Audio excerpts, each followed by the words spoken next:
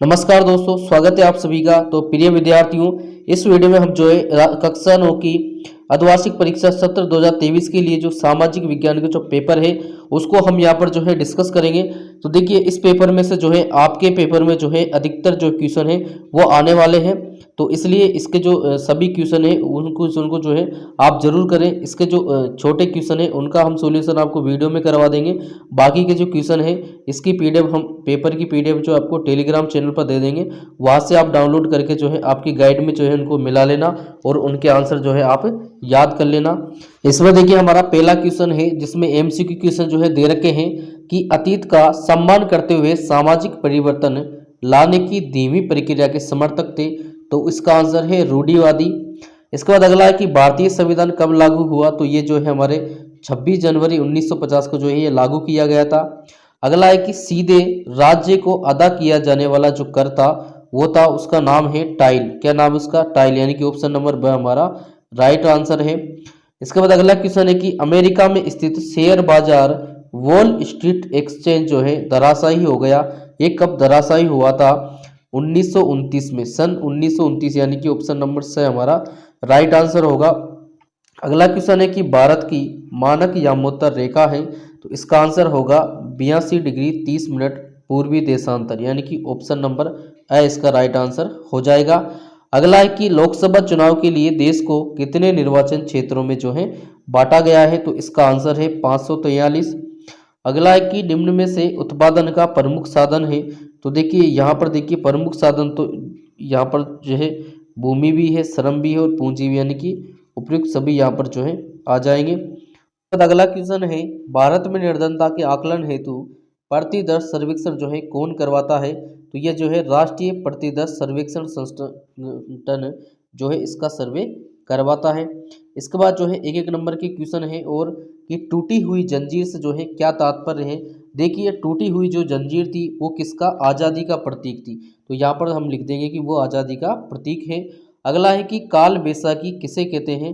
तो देखिए, काल बैसाखी किसे कहते हैं कि भारत के जो पूर्वी और पूर्वोत्तर राज्यों में जब मौसम जो है कहर बनकर टूट पड़ता है तो उस स्थिति को ही जो है काल बैसाखी कहते हैं। अगला है कि अब्राहम लिंकन ने लोकतंत्र की क्या परिभाषा दी। सिंपल सा क्वेश्चन है। इन्होंने परिभाषा दी कि जो लोकतंत्र है वो जनता का, जनता के लिए और जनता द्वारा शासन है। अगला है मित्र राष्ट्र कौन कौन से हैं। तो देखिए, मित्र राष्ट्र में एक तो हमारा अमेरिका है, एक हमारा जो है इंग्लैंड है, एक फ्रांस है, एक जापान है, एक रूस है और एक इटली है। ये सभी देश जो है मित्र देश में आते हैं। इसके बाद अगला क्वेश्चन है कि भारत का एकमात्र सक्रिय ज्वालामुखी है। तो देखिए, ये बेरन जो द्वीप है वो भारत का एकमात्र सक्रिय ज्वालामुखी है। अगला क्वेश्चन है कि जापानी में आर्थिक संकट के कोई दो कारण जो है लिखिए।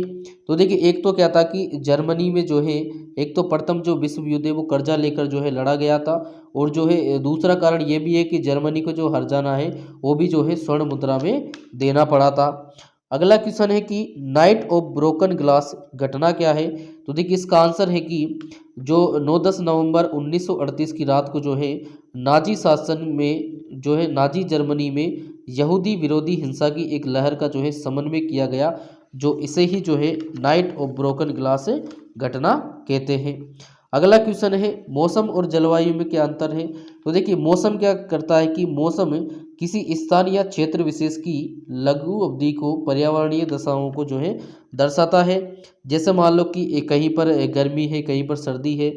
और जो जलवायु है, जलवायु में क्या होता है कि जलवायु किसी क्षेत्र या स्थान विशेष की जो है दीर्घावधि की पर्यावरणीय दशाओं को दर्शाता है। अगला है कि भारत एक पंथ निरपेक्ष देश है। तो स्पष्ट कीजिए। इसका आंसर है कि देखिए, भारत जो है भारत एक ऐसा देश है जहाँ पर जो है किसी एक धर्म को ही नहीं माना जाता है। यहाँ पर जो है सभी धर्मों को जो है समानता प्रदान की जाती है, यानी कि सभी धर्मों का यहाँ पर सम्मान किया जाता है। इस वजह से जो भारत है एक पंथ निरपेक्ष राष्ट्र है।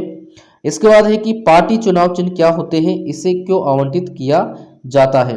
देखिए, पार्टी चुनाव चिन्ह क्या होते हैं कि ये एक जो है मानकीकृत प्रतीक है जो किसी देश के चुनाव आयोग द्वारा नामित मतपत्रों के उपयोग के लिए जो है एक स्वतंत्र उम्मीदवार को या फिर एक राजनीतिक दल को जो है इसमें जो है शामिल किया जाता है, यानी कि उनको आवंटित किया जाता है।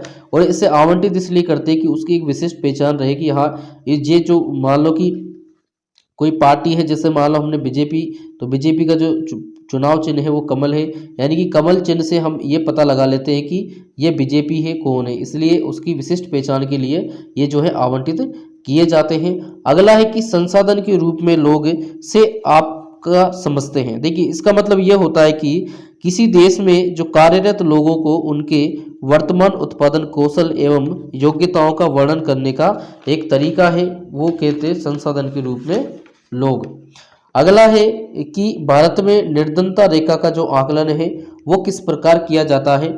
देखिए एक तो उसमें क्या करते हैं कि हम ये लिख सकते हैं कि जो ग्रामीण क्षेत्र में जो ग्रामीण है उसमें जो है 328 रुपये जो है प्रति माह की उनकी प्रति आय होना चाहिए, और शहरी क्षेत्रों की बात करें तो 454 रुपये जो है आय होना चाहिए प्रति माह की। इसके बाद हम कैलोरी की बात करेंगे तो कैलोरी जो है ग्रामीण क्षेत्र में जो है लगभग 2400 कैलोरी जो है प्रतिदिन जो है सभी को उपलब्ध होना चाहिए, और शहरी क्षेत्र की बात करेंगे तो 2100 कैलोरी जो है प्रतिदिन सभी को जो है प्राप्त होनी चाहिए। इसके बाद है कि गंगा नदी की दो सहायक नदियों के नाम लिखिए। तो देखिए एक तो जो ताप्ती नदी है वो है, और एक चंबल नदी है, ये भी जो है गंगा नदी की सहायक नदी है। इसके बाद है कि समाजवाद की कोई दो विशेषताएं बताइए। तो एक तो क्या है कि समाजवाद जो है हमेशा पूंजीवादी का जो है विरोधी रहा है। दूसरा है कि समाजवाद आर्थिक समानता का भी हिमायती रहा है। अगला है मानव पूंजी निर्माण में शिक्षा की क्या भूमिका है। तो देखिए मानव पूंजी निर्माण में जो शिक्षा की है एक महत्वपूर्ण भूमिका है। शिक्षा एवं कौशल किसी व्यक्ति की आय को जो है निर्धारित करने वाले प्रमुख कारण है, और शिक्षा जो है राष्ट्रीय आय और सरकार की दक्षता बढ़ाने में भी जो है मदद करती है। इसके बाद ये जो है बिग क्वेश्चन आ गए हैं यहाँ पर देखिए ओलंप दे गूंज के जीवन का संक्षिप्त वर्णन कीजिए। अगला है हिमालय तथा प्रायद्वीपीय नदियों में मुख्य अंतर स्पष्ट करें। पालमपुर गांव की गैर कृषि उत्पादन क्रियाओं पर जो है टिप्पणी लिखिए। अगला है भारतीय संविधान की प्रस्तावना में किन 4 आदर्शों पर जो है बल दिया गया है। अगला है भारत में होने वाली मानसूनी वर्षा और उसकी विशेषताएं बताइए। और अगला है लोकतांत्रिक तथा गैर लोकतांत्रिक चुनावों में अंतर स्पष्ट करें। इसके बाद है प्राथमिक द्वितीयक और तृतीयक क्षेत्रकों में किस तरह की विभिन्न आर्थिक क्रियाएं संचालित की जाती हैं। इसके बाद जो है निबंधात्मक क्वेश्चन है, इसमें फ्रांस की क्रांति की प्रमुख घटनाएं या प्रथम विश्व युद्ध जो है रूसी क्रांति का कारण कैसे बना विस्तार से समझाइए। अगला है लोकतंत्र के प्रमुख गुण और दोषों को बताइए, या फिर भारत की चुनाव प्रणाली की विशेषताएं बताइए। अगला क्वेश्चन है कि पालमपुर गांव में उत्पादन के 3 कारकों भूमि, श्रम और पूंजी की प्रमुख विशेषताओं का वर्णन कीजिए, या भारत में निर्धनता के प्रमुख कारणों को स्पष्ट करते हुए उन्हें दूर करने हेतु सुझाव दीजिए। अगला है ये भारत के मानचित्र में इनको दर्शाना है।